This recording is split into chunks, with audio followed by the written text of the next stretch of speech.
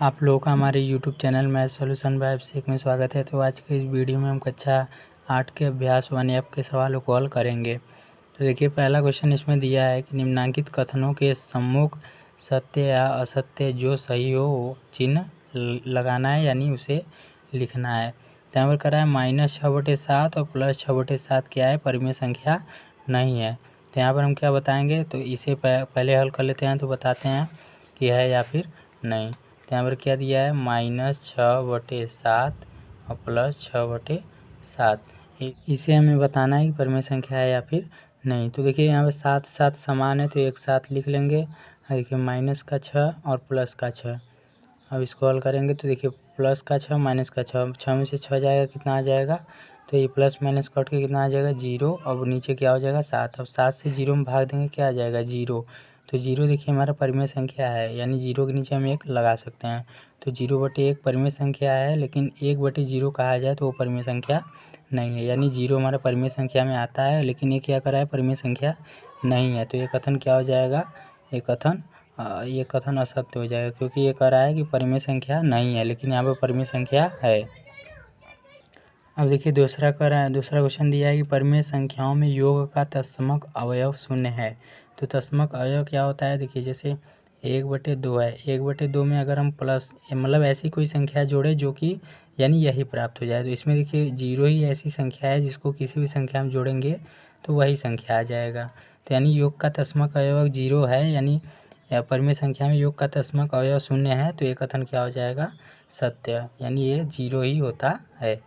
अब देखिए, अगला दिया है कि परिमेय संख्या शून्य का योगात्मक प्रतिलोम नहीं होता है। तो योगात्मक प्रतिलोम क्या होता है, जैसे 2 है तो 2 का योगात्मक प्रतिलोम -2, खाली चिन्ह क्या हो जाएगा, चेंज हो जाएगा।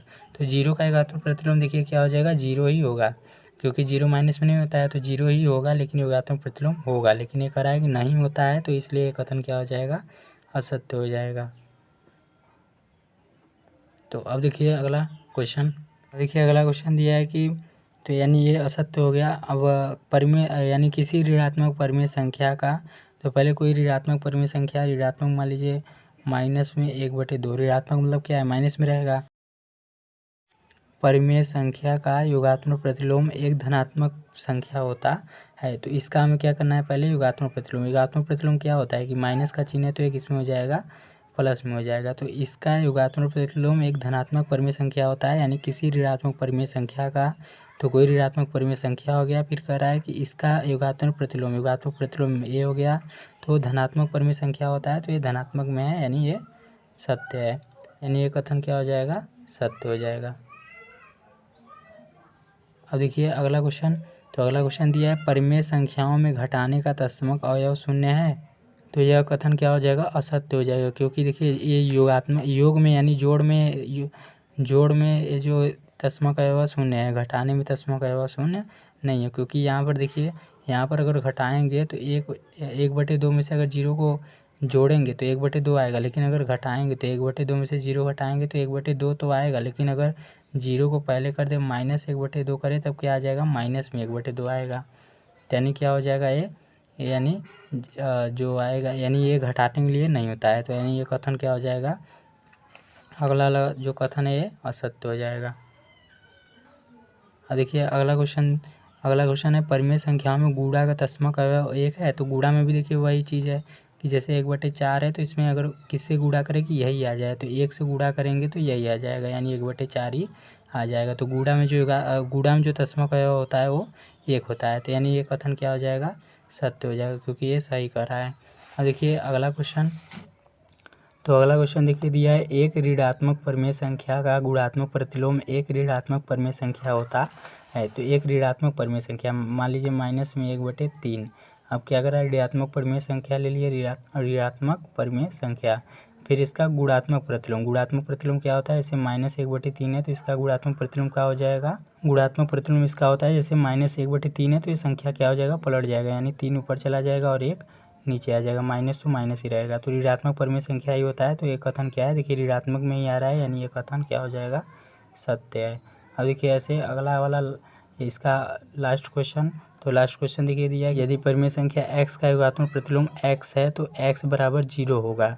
तो यानी अगर कोई संख्या मान लीजिए x, जहाँ पे x बराबर x कब होगा, यानी x बराबर x कब होगा, यानी अगर कोई संख्या मान लीजिए 1/2 रखें तो 1/2 में हम क्या जोड़ेंगे कि 1/2 ही आ जाए। तो 1/2 में हम अगर 0 जोड़ेंगे तब हमारा क्या आ जाएगा, 1/2 ही आ जाएगा। तो यानी x बराबर अगर 0 रहेगा तब ये पॉसिबल है, वरना नहीं है। तो ये कथन क्या हो जाएगा, सत्य है, क्योंकि x बराबर अगर 0 रहेगा तभी x में अगर हम 0 जोड़ेंगे तो x ही आ जाएगा। यानी x में अगर हम 0 जोड़ते हैं तो हमारा क्या आ जाएगा, x बराबर x ही आ जाएगा। x में 0 जोड़ेंगे तो x ही आएगा। तो एक क्वेश्चन हो गया इसका। अब देखिए दूसरा क्वेश्चन। तो दूसरा क्वेश्चन देखिए दिया है, निम्नांकित को अपनी अभ्यास पुस्तिका में उतार कर रिक्त स्थानों की पूर्ति कीजिए। तो देखिए -5/12 में क्या जोड़ेंगे कि वही आ जाए। तो इसमें वही चीज़ है, 0 जोड़ देंगे। तो -5/12 में अगर 0 जोड़ देंगे तो -5/12 आ जाएगा। अब देखिए -4/5 में क्या जोड़ेंगे कि 0 आ जाए। तो -4/5 में इसका अगर उल्टा जोड़ेंगे तो प्लस माइनस कट जाएगा, आ जाएगा 0। तो यानी -4/5 में क्या जोड़ेंगे, तो यहाँ पर हम जोड़ देंगे प्लस का 4/5।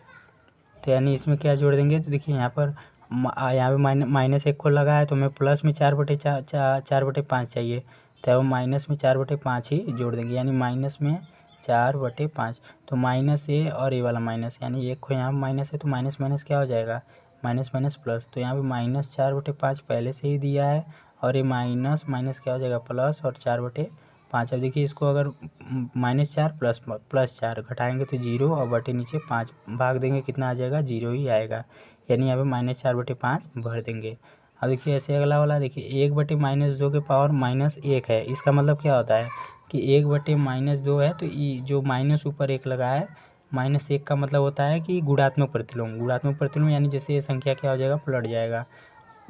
1/-2 है तो -2 ऊपर चला जाएगा, यानी -2 इसका आंसर हो जाएगा। यानी यहाँ पे क्या भरा जाएगा, -2। अब देखिए इसका लास्ट क्वेश्चन हल करेंगे। तो यहाँ पे देखिए दिया है -2/3, फिर इसको क्या लिखा है, गुणे का चिन्ह, फिर 3/4, फिर यहाँ पे कोष्टक लगा है, फिर बराबर। इसी को हल करके बताना है। तो हल करेंगे देखिए -2/3 और यहाँ पे इनवर्स है तो इनवर्स लगा देंगे और गुणे 3/4। तो देखिए 3 से 3 कट गया और 2 से 4 को काटेंगे, 2 दूनी 4, और इसके पावर क्या है, इनवर्स है तो इनवर्स लगा देंगे। इनवर्स का मतलब होता है कि गुणात्मक प्रतिलोम। तो ऊपर देखिए क्या हुआ, -2 1 कम 2 बचा, यानी 2 से 4 कटा, 2 यानी 2 बारी में। तो ऊपर क्या बचा, -2, ये भी कट चुका है तो यहाँ पर 1 बचा, कुछ नहीं तो 1। अब माइनस है तो माइनस का, और नीचे क्या बचा है, 2। ये सब तो कट गया है, बचा क्या है, 2। अब इसका इनवर्स है तो इनवर्स लगा देंगे। अब इनवर्स का मतलब क्या होता है कि जो संख्या नीचे है वो ऊपर चला जाएगा। तो ये देखिए 2 नीचे है, 2 ऊपर चला जाएगा, और माइनस लगाया तो माइनस लगा देंगे। यानी इसका अगर गुणात्मक प्रतिलोम लिखेंगे तो -2 आएगा, ये इसका आंसर हो जाएगा। तो चलिए आज के लिए बस इतना ही। इसके और क्वेश्चन को हम अगले पार्ट में हल करेंगे। तो चलिए मिलते हैं अपने नेक्स्ट वीडियो में।